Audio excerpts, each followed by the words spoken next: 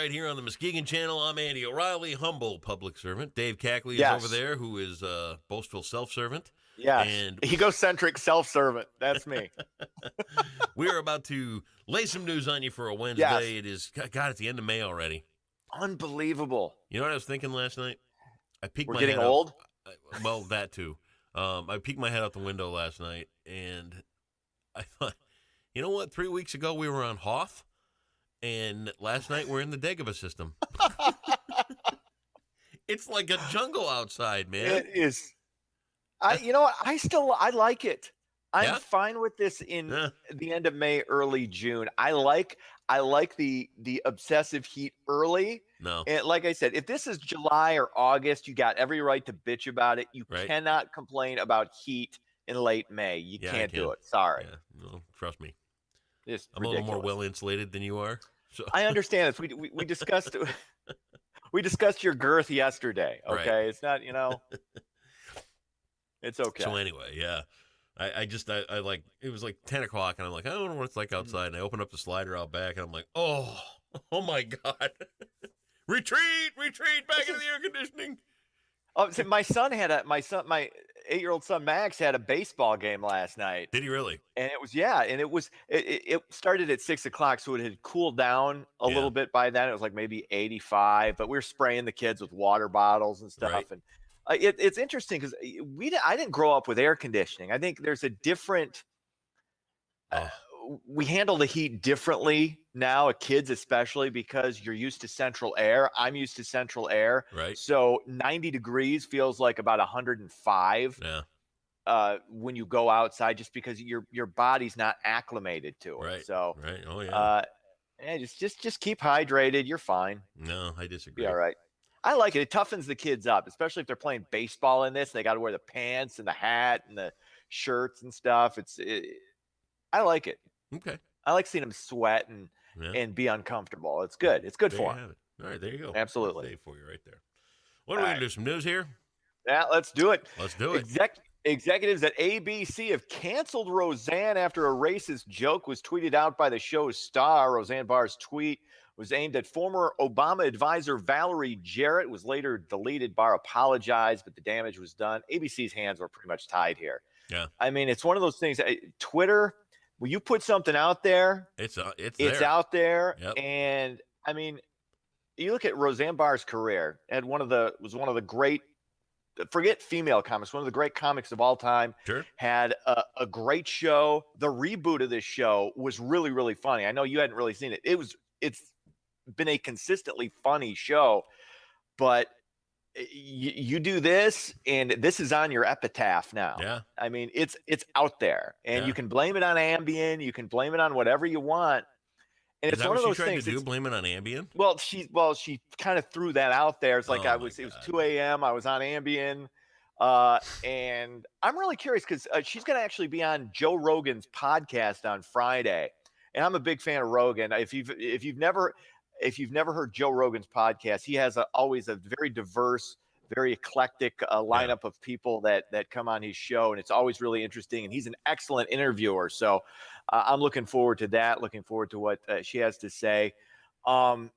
It's interesting though when you're dealing with comics, and you put jokes out, and the problem, one of the big problems with this, especially when you're dealing with a racial context, right? Comedians who are, white and black, if you've seen any of the Comedy Central roasts, you'll see some of the most racist jokes you will ever. I mean, it's one of those, you blush, or you get really uncomfortable with some of the things these guys are saying to each other, and these women are saying to each other. But the thing is, they're all friends, right? And you know that they're friends, so they can do that. Roseanne Barr hates Valerie Jarrett, right? She hates her. So there was none of that. You couldn't even contextualize that and say, well, it was a joke because of the history there, right. with the type of comparison she used, the eugenics. It was. There's no coming back from that. Well, I just don't think there is. But you know what? Fair enough. Get rid of it. Mm-hmm. I personally, I literally couldn't take the first 15 minutes of that first show of the season of this Roseanne, and I was Really? looking forward to it. I thought, okay, good, maybe this show will be funny, and I'll enjoy it. It'll be a nice little, reboot of the Roseanne thing, because I enjoyed it in the 80s and 90s when it was on. Or was it the 90s that it was on? It was late 80s into the 90s. I think it ran So for I like enjoyed 7 that. years. I thought she was funny when she was on the Carson show doing the, ride around on the Sears riding vacuum cleaner. All that stuff was funny. I mean, today, she's like the Ted Nugent of comedy. It's like, how far can but in that show, oh my God, the first You only episode, saw 15 minutes of it, man. that was all I needed. It was a funny dude, show. Give me something funny. It was funny. Keep all of today's, hot topics out of it. Just give me something to laugh at. I don't want to. In the first 15 minutes of that show, they dealt with drugs, gun control, cross-dressing. It's like, just leave it out. I don't want that. Well, that was all part of you. You couldn't have the Roseanne show without that mixed in a little bit. Now they started to downshift from that after the first couple of shows. Well, they did start to downshift. Sorry, I missed it. But then I'll have to go back and relive it. Yeah, you can't now. Well, see, that's the other thing. And you look at the atmosphere, and you look at how we deal with race in this country, just in general. ABC pulled the plug right away, and this show was a cash cow for ABC. Make no mistake, they're losing money now. But they made what was corrected. You can't even tacitly seem to endorse this. Right. You can't do it. So they made the only decision they could make. But I mean, that shows you where we are when it comes to race in this country. People are very sensitive to it. Very sensitive to it. Understandably so. So it's one of those things where, man, you can't really even have discussions about this it's hard to have a real nuanced discussion about this involving race when you're dealing with that type of joke. There are certain jokes involving race that you can do, and that I've done with my black friends growing up, and they would do with me, and it didn't matter because race was such a non-factor because we were really, really close, and we all knew we had each other's back. But there are certain things that you can't, that are just, they're landmines, and when it comes to being a comic and joking, you just can't do it. Well, thank you, Dave. Especially not publicly. There you have it. Incredible. Philosophy from Dave. Dave Cronkite, everybody. Thank you. Absolutely. That is, once again, me offering some perspective. Thank you very much. Because that's what you come to expect. Yes. 9-year-old boy. Here's a cool story. 9-year-old boy in South Carolina selling lemonade to help his sick baby brother. Andrew Emery wanted to help his parents pay the medical bills for his infant brother, Dylan, who's hospitalized with a rare neurological condition that could be fatal. The Greenwood boy raised $6,000 in just 2 hours selling lemonade and hashtag Team Dylan t-shirts. That's always great. When, communities in Muskegon's a great community when it comes to getting behind causes and get behind people who need help. But this was just an awesome story. This kid, selling lemonade, selling t-shirts, just doing what he could to help out his family. And I love stories like that. Yep. Uplifting. Very CBS nice. Sunday Morning Minute right here on the Muskegon channel.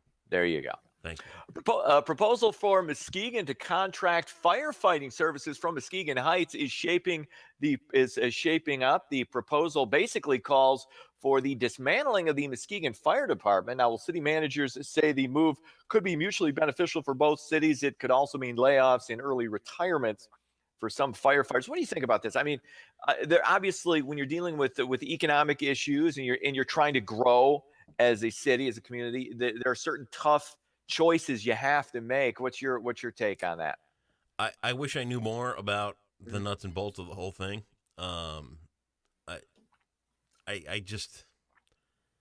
like to see Muskegon keep their own fire department. I think that's important. I think it's important for jobs. I think it's important for the community. But on the other side of the coin too, you look at all the duplicated services throughout the entire area. Yeah. Could we? And I'm just asking, I'm not saying either which way. Could we do Lakeshore Fire Authority that covers everybody? That's interesting. A Lakeshore Police Authority? Could we do, one lakeshore school district? That type thing. What would that kind of consolidation help? I don't know enough at this point to say yes or no. There'd have to be studies done. There would have to be impact things looked into and all that other kind of stuff. But, those consolidation of services are getting talked about more and more in not only just Muskegon, but around the country. So we shall see, I guess, Yeah. I don't know if it's all just saber rattling and talk between the city and I just don't know at this point. They're being very tight-lipped about all the discussions that are going on and what could and couldn't be. So I guess we'll have to wait and see. It's hard when it's something that affects people's livelihoods, and livelihoods, safety. Safety, and then at the same time, you got to look at the financial, the cost benefit analysis, and it all. You got to kind of pick and choose what you prioritize. But then too, you got to look at something like this too, that you're dealing with a union here. You're dealing with a firefighters union, and that's true. Are they breaking up a union? Is that healthy? Is that right? I don't know. Like I say, they're being very tight-lipped about it. I've offered both Muskegon, the city of, and the firefighters union a chance to come on the Muskegon channel and talk about the whole thing and say what's going on. One accepted, one declined. And that's kind of where it's at, and that's kind of what I know. All right. So I don't know. Sports, Cubs win. No, wait. Did they win or lose? Okay, this is crazy. I've got it written down. Oh, they won. Okay. I couldn't read my own. I couldn't read the score that Cubs win. They beat Pittsburgh 8-6. The 6 I wrote down by the Pittsburgh looked like a 9. So here's one more. There you go. All right. Angels beat the Tigers 9-2. Lackluster season win for day. Detroit continues. So yeah.